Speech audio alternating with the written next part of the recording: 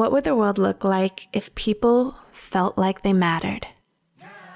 Welcome to the Lead with Love podcast, exploring what it means to lead with love in business and life.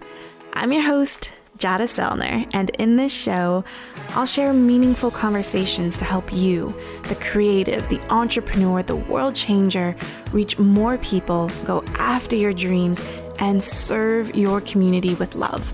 I appreciate you joining me. Now let's get cozy and start today's episode. So today I want to talk about how to create more space in your life. If you're feeling like your days are starting to feel extra full and it's like packed minute to minute, and you feel like there's just no space to create, no space to rest, no space to restore, then I believe that you'll need a little reminder that it is okay to not do it all, at least not all right now in this very single second. And I really want to give you some tools and share strategies that I use for myself and that I share with my clients as well, of when things feel a little chaotic and all over the place. So in this solo episode, I'm going to share how to create more space so you can feel a sense of ease and simplicity in your life, and also just give you more room to create and work on what's truly lighting you up. Because if we keep saying yes and yes and yes to every opportunity, and we respond to every email that comes our way, then we become not only distracted, but also just depleted and stretched. Like everyone wants a piece of you and you feel like you just have like nothing left to give. And you're kind of giving everyone like your half version of yourself. So you're not doing good in any area of your life, which can feel really sucky. So I want to share a tool that works really, really well for me. But before we dive into that, I want to just give you like a personal business update in my life and how I've been able to really say no to a lot more so that I can create space for what really matters in my life right now. And, I just got done with a Love Over Metrics quarterly planning session. We do these every 3 months where we pause and step away and really look at what's working, what's not, and, how we can make shifts into the next quarter. And so for me, I practiced what I preach, and I actually updated my quarterly planning and really looked at that. And, I've shared with you before, my number one priority this year is to get my book proposal off to my literary agent and for us to shop it to some publishers.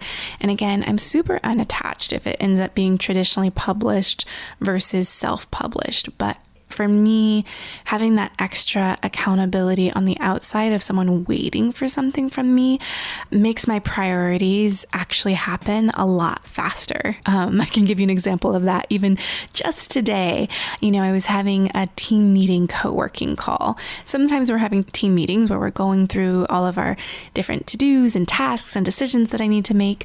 And I realized that there were things that I kept pushing to like, let's discuss that next team meeting, or like, oh, I didn't get to that. Just a little bit of those more smaller, detail-oriented things that my visionary brain doesn't get super inspired to do. So I linked it with something that's fun for me, which is actually connecting with my team, with Michelle. She always makes me feel more inspired about the week ahead and the action items. And so we decided, instead of having our regular team meeting call, that we would actually have a co-working meeting call where we would go through, the items on our list to discuss, but that I would actually work on them in real time and get them done into completion. And those things, they take like less than 5 minutes. So I just really have to think of the ways that external accountability really helps me, especially when I get to do it with people that bring me joy and happiness. And so I'm really appreciative of that.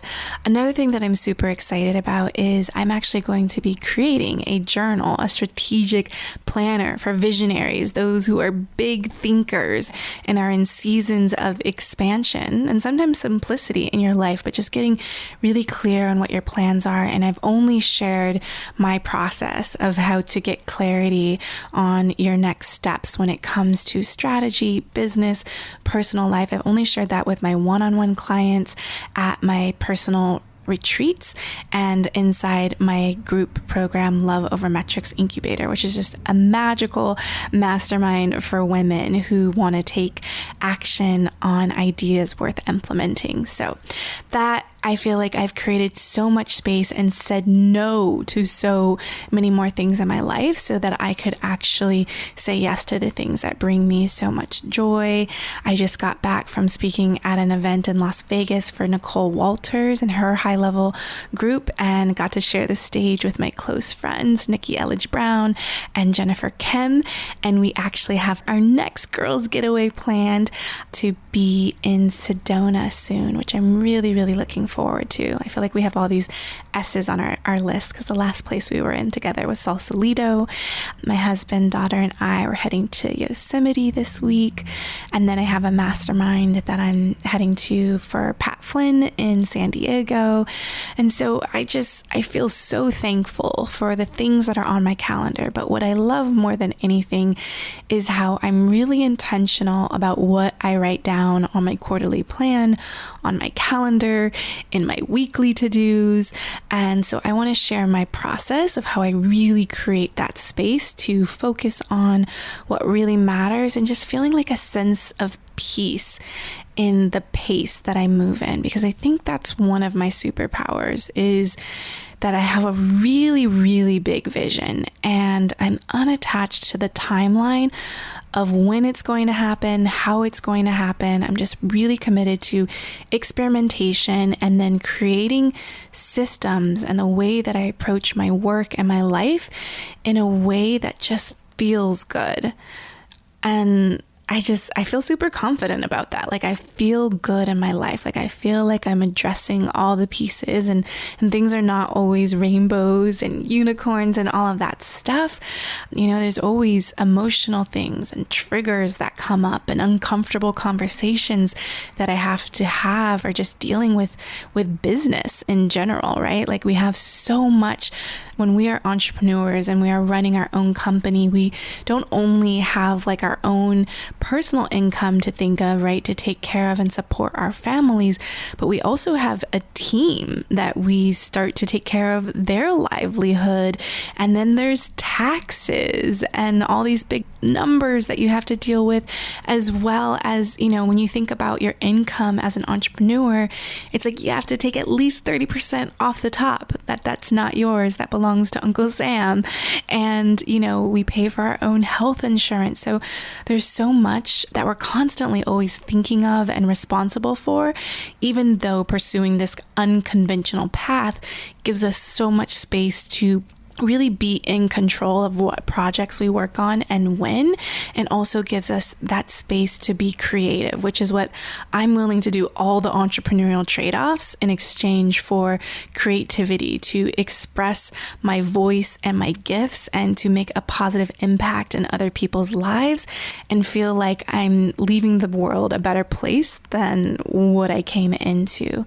And also just really figuring out how to be the best wife and the best mother. And I'm not always, on top of it. I drop the ball all the time, but I'm so present and aware and intentional about the decisions that I make. So I really believe that creativity lives in the quiet and the unknown. And so we really, really, really, really have to create space for that uncertainty to come in our lives. So if we know what we're doing every second of the day, then there's no space for spontaneity, for creativity, and for joy. And sometimes my inner mean girl, like my friend Amy Ayler says, she says that I'm lazy. And I feel like that a lot of the time. I really, sometimes I choose comfort, but I don't choose comfort over courage. I feel like I make brave decisions in my life, but I do love to feel good. And so sometimes I get that like swapped in my brain as being lazy, when it's just like I'm being intentional on how I spend my time. And I'll say it again and again, but I believe that burnout is not an option. And so I need that spaciousness. I need that extra time. And I'm willing to adjust timelines and deadlines and all of that in the name of space and creativity. So I want to share a few steps with you that have helped me reset my mind and my schedule when things just feel like there are too many moving pieces and you don't know which way is up. Like, I don't know if you, like, I always know, like, I'm a hot mess if my laptop, like my screen, the desktop screen, right? If I have tons of like screenshots and PDFs and documents, just like tons of stuff on my desktop, and I have, 5 or more untitled text edit docs. So basically for me in a MacBook Pro, there's this like the white document. So it's not a Microsoft Word. It's just this very simple, small, rectangular piece of software that you can just like write all of your words in. And so those actually become post-it notes for me on my computer. And I know I'm a hot mess when I have like 5, 10, 15 untitled text edit docs on my desktop, as well as if I feel like my Trello list is out of hand and there's just like too many notes in too many different places. I just have to get a handle on all the moving pieces. So there are 4 things that I do to really reset. And I'm going to walk you through this process so that you could explore doing this. And it starts with a 15-minute, something that will take 15 minutes or less. So I can't wait to explain it to you. But here are the 4 steps. Number 1, connect to your vision or reconnect to your vision. Number 2, clear the mental clutter. Number 3, clear the deck.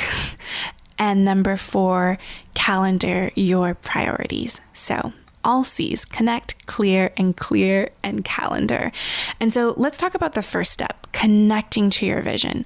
So like I said, something that I do for myself and for my clients, and what I've done in my past few companies, is really coming up with a strategic quarterly plan where I can see what I'm going to be doing for the next 12 months. What are the priority projects in my business, and what are my personal commitments when it comes to travel and speaking and just things that will take me away from showing up in my day-to-day work. And so I have my plan, but I also have my 3-year vision, which is a bigger picture, kind of the long game of what's ahead, what I'm building. And, there's this terminology that people say, slow down to speed up. So oftentimes when we have a lot of things to do, to get done, tasks to check off, we actually we speed up and we just keep going, moving as fast as we can through all of our tasks. Like if we just move faster, then we'll get more done in less amount of time. But what happens is we start to do busy work and like emergency work, but we don't get to the important work and the priority projects. And so we really actually have to slow it down and really look at what matters for real, and start to look at what matters for real for you and for your business. Because many times if you look at your to-do list, you will see that those are other people's priorities, making tons of noise in your inbox. When I look at my to-do list, I'm like, oh wait, these are things that people have asked favors of me. So really just taking a moment to slow down, look at what really matters, what is your plan, what are your priorities, what is your vision, and really connect to that. Then the next step is about clearing the mental clutter. And this is where you basically do a brain dump, or what my friend Nikki Elledge Brown calls a brain sneeze, like an achoo. So I love that term. Like brain sneeze sounds way more sexier than brain dump. Like I don't want to dump my brain, but I don't mind like sneezing out some stuff. So we really want to clear the mental clutter. And this, just give yourself 15 minutes to do this. Really it will take you like 10 minutes or less, but just give yourself a 15-minute space to get this done. And sometimes if my clients, especially my one-on-one clients, if they're feeling super frazzled and overwhelmed, and if they put, in their prep form before we get on our call, their priorities are like, I'm all over the place, I don't know what to focus on. Before we get on the call, I ask them to do this exercise to clear the mental clutter by doing this brain sneeze. And so what you'll need, and I'll take you through the step-by-step process of this right now, is to grab 2 sheets of white paper. And I recommend white paper because there's something about a clean, blank slate. No lines, no dots, just white paper that stands on its own. It's not connected to a journal or a planner, anything like this. And of course, you can do it another way, but I invite you to try it this way. There's something that just feels very empowering and light. And so the way that my visionary brain thinks is I like a blank canvas. I like white space. I like nothing to be there, and then I will add stuff to it. And I like to be able to see things on one page. Because my ideas are so big, I want to see the big picture all in one place. And so the white paper really helps me see that. You can set a timer if you want. This will take you 5 to 10 minutes, but basically just brainstorm everything that is on your to-do list. And this is everything from work stuff to personal life. Just get it all out on paper. And if you need to, once you kind of get out what is kind of stuck and swirling in your brain, then open up all of your Post-its, wherever those may be, or your something like Asana or your Trello, like wherever your personal tasks are hanging out. Are they in a calendar? Are they in an iPhone notes? Just where have you scribbled down notes of things that you need to do, reminders, and just collect them all and gather them all and add those to this brain sneeze as well. So once you do that, then I want you to grab your second sheet of paper and I want you to fold it in half twice so that you have 4 boxes. So you have your 1 sheet of paper with your brain sneeze of everything that needs to get done in your personal and professional life. And now I want you to grab this fresh sheet, fold it in half twice, and now you have 4 boxes. And what I like to do is create categories for each box. So this is preparing us to be able to batch our tasks, our to-dos, our commitments, all of those pieces. And so one side I use for my business and the other side I use for my personal tasks and to-dos. And what I do is if you fold your piece of paper in half twice, you actually just have one box that you're looking at in front of you. So actually keep it folded as you write your to-dos, because again, you're just looking at one area, and start to look at your other paper of what are kind of the categories of things that need to get done. So some examples of things that I use is one category box might be clients, things that I just need to follow up or email to a client or an introduction that I promised to them. So that might be one category. Another one I'll put review, and that's things that I need to review, like a newsletter or some piece of content that my team put together that I just need to make a final review of.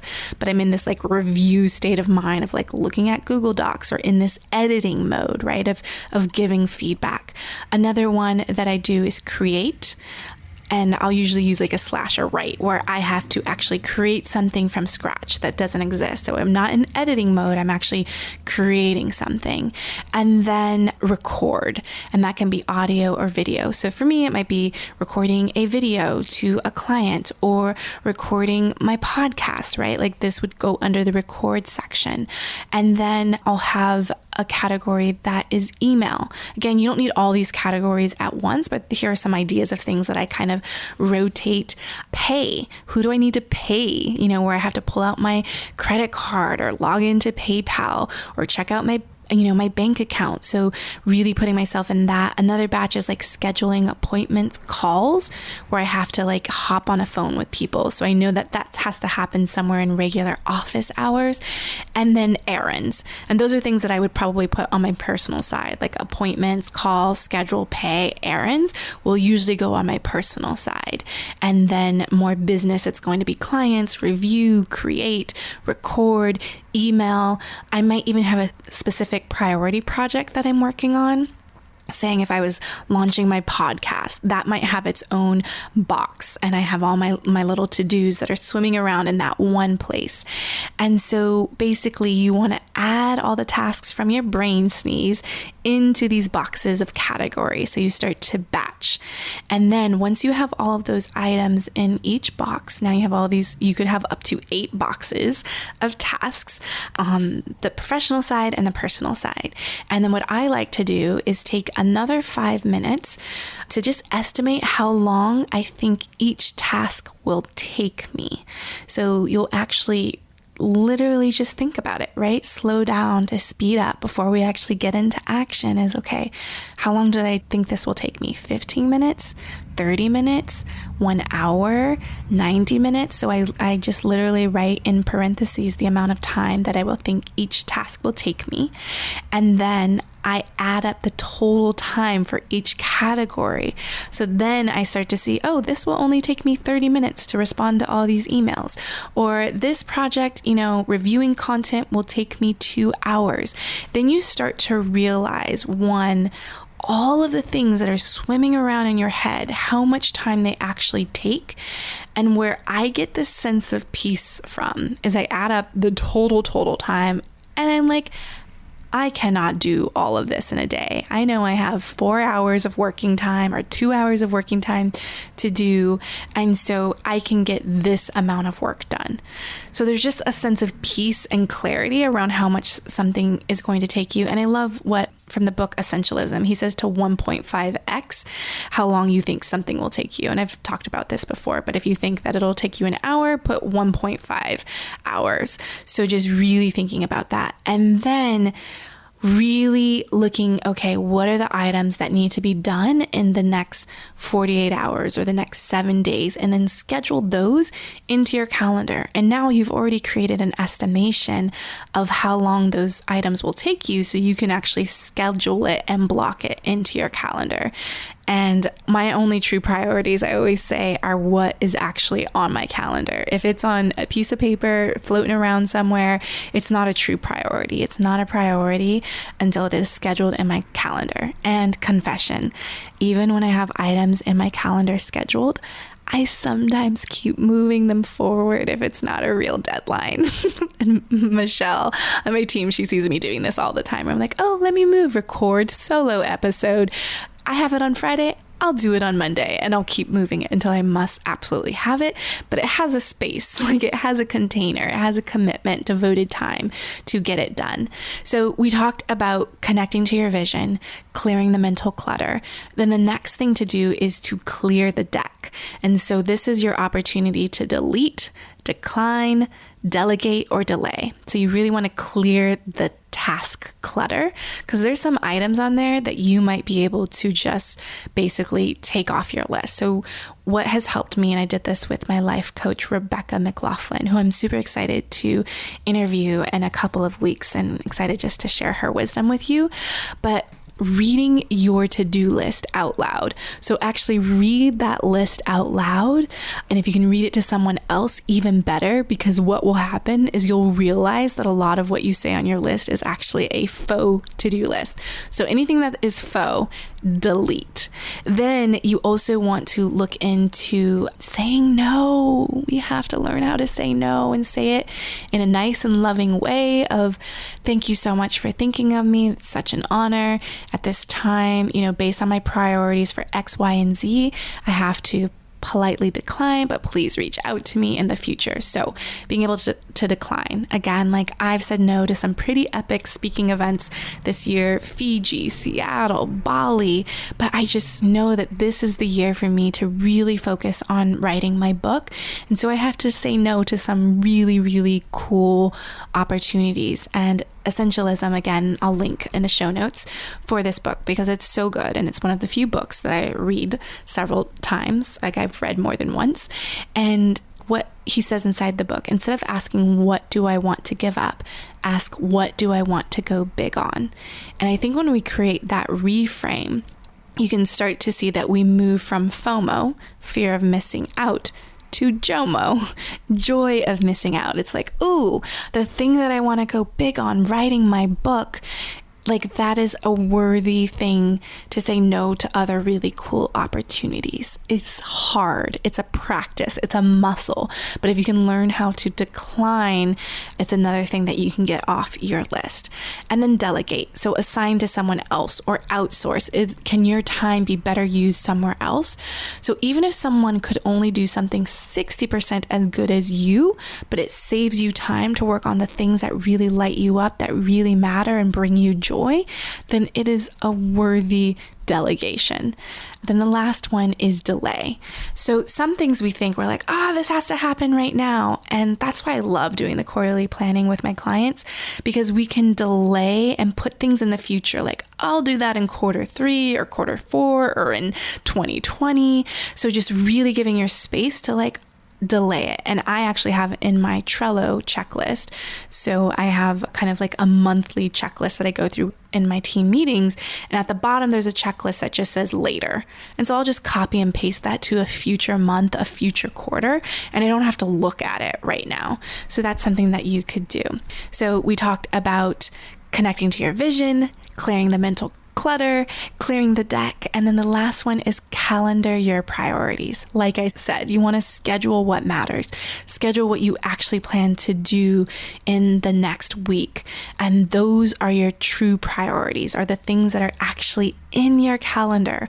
And you can move those things around and shift them as life happens and the unexpected happens. But it's so important to really calendar your priorities, and your to-do list, that scrap of paper, does not matter as much as what you actually put in your calendar. And if you are curious on how to create your own annual plan so that you have a vision that's pulling you forward, I highly recommend you listen to episode 143. Yes, 143. I love you. And that's how I reflect, renew for my new year.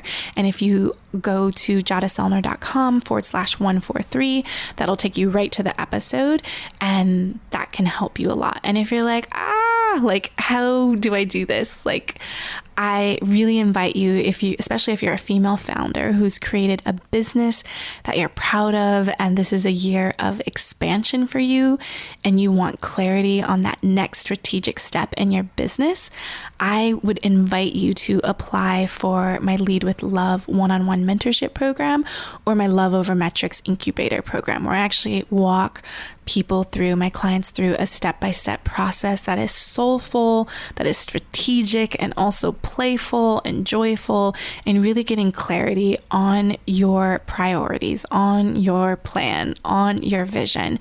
And in 10 years of entrepreneurship, I've learned that it is essential to have a strategic advisor support you in that next level of growth, especially when you feel like, okay, I've done as much as I can on my own. I need someone on the outside, making sure that I'm making the right decisions in the right time and season of my business. And so I would love the opportunity to dream and strategize with you if this sounds like something that you're needing. And I actually have 2 spots available, which only open up a few times per year because I work with my clients for 9 to 12 months at a time. And some of my clients continue with me for several years. So there's not many spots that open up, but when they do, I want to make sure that I share it with you in case this sounds like you. So you can head over to jadaselner.com, and there's an application page if that's something that you're wanting. So I want to give you a recap of what we just talked about. So number 1, connect to your vision. Really review your plan and what is the vision that you are moving towards. And you can ask yourself, is this bringing me closer to my vision or further away as you look at the things that are on your plate? Number 2, clear the mental clutter, right? Have that brain sneeze on that piece of paper, and then have another piece of paper to fold into 4 so you have little boxes of ways for you to batch. I'm talking in all B's. I'm in alliteration right now. Number 3, you want to clear the deck, right? Delete, decline, delegate, or delay those tasks. And number 4, calendar your priorities. Schedule what you actually plan to do in the next couple of weeks. So now I want you to take imperfect action. So here's what you can do next.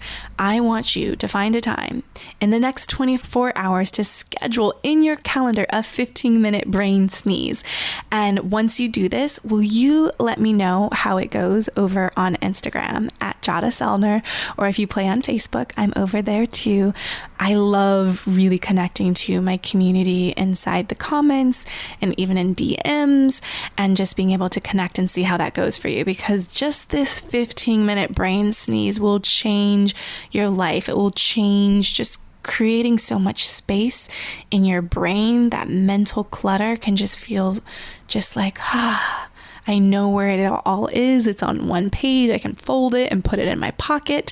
So I hope this was so helpful for you, and that you actually take that imperfect action and clear the mental clutter with a brain sneeze. And if you want full show notes, head over to jadaselner.com/152. I will catch you in the next episode. Have a beautiful, beautiful day. Thank you so much for your heart and attention in listening to Lead with Love. If this message, leading with love in life and business, and remembering the humans and beating hearts behind the numbers and all of that good stuff, I would love for you to take the time to leave an honest review. It would mean the world to me, and it also helps more people find out about the goodness and helping spreading more love in the world, which we really, really need. So I would really appreciate that, and I'll talk to you soon. Bye.